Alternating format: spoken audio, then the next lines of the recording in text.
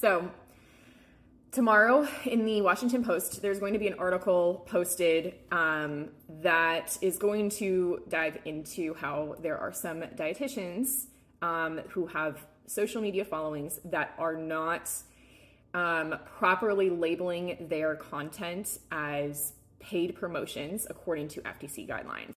I'm sure there's some other content in there that is going to try and discredit registered dietitians as a whole, as this author apparently has a history of doing that in the reporting that they've done, which is very unfortunate. But what I want you all to know is that I do not condone that behavior, that I think that it is extremely unethical to not label some sort of content as even gifted. If a company's going to send me a product and I think it's cool, and I want to share it with you, I'm always going to tell you if I get that product for free. I'm always going to tell you if I'm paid to promote that product, or it's some sort of paid partnership. I do some paid partnerships. Sometimes it's part of how I make money as a dietitian. And I'm always very, very careful with the types of companies that I'm willing to partner with as well. I'm only going to work with companies that have values that align with my own.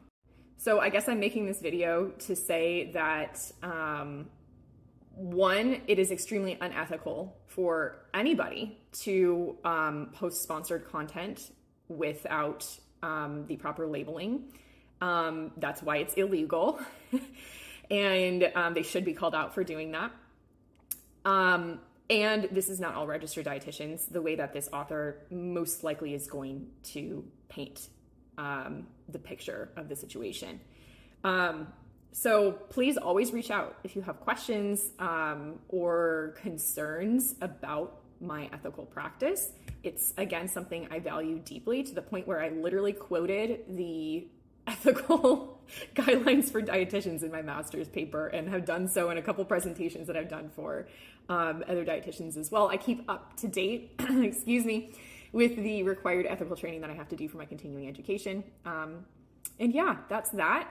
So I'm just putting this out there, and I want to be trustworthy, whether you end up being a client of mine or you're just following along for funsies or for free education, whatever. I think that trust is extremely important, and it's a shame that there are dietitians out there that are actively breaking people's trust.